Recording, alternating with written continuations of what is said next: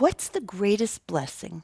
What's the greatest bracha that we give to a bride and groom? We say, may you have a Beis ne'eman b'Yisrael. May you have a home that is ne'eman, that is filled with trust. When you are able to trust the person who is right next to you, right by your side for the rest of your life, that's such a huge key to shalom bayis, to peace in your home. And when you trust that the person next to you is kind, is compassionate, will open their heart to you, won't judge you, won't strike you down with sarcasm, you're able then to build that Beis ne'eman, that home filled with trust, and your children see how to treat the people in your life.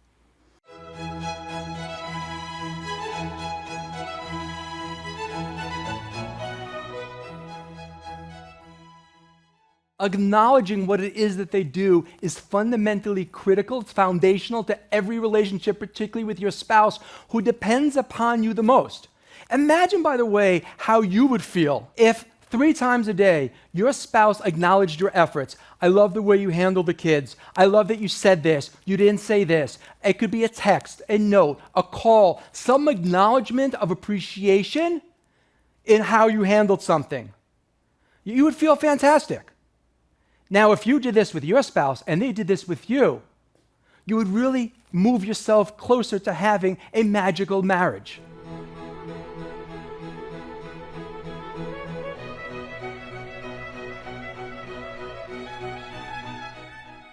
We naturally do this, and I've asked many teachers, they're like, oh yeah, we sandwich, Oreo cookie sandwich, a praise, a request, and a thank you. By the way, this is how we pray to God.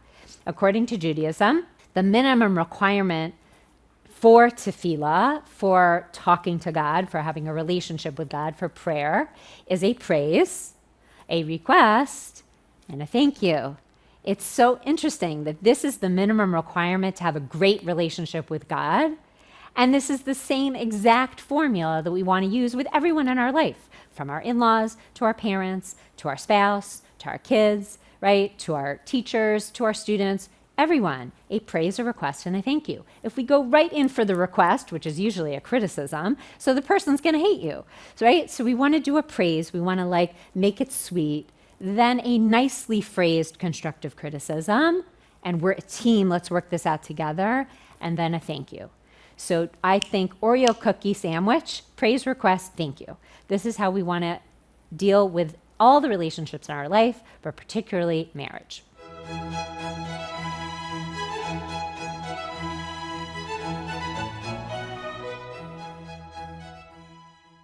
So one of the tricks, or one of the secrets of a lasting happy marriage is going to be making a conscious effort to see the other person and do acts of kindness for them that are small, but these are very significant. And the reason why they're significant is because what you're saying is, I see you as a person and I care about you. So instead of saying, I love you, I love you, I love you all day, what you're saying is, here's a cup of coffee, or let me help you with this, or I see you're struggling with that. Because you could have 2 people living in one house, but living totally separate lives. But what the beauty of marriage is that you can really help the other, but you can only help the other if you can actually see the other.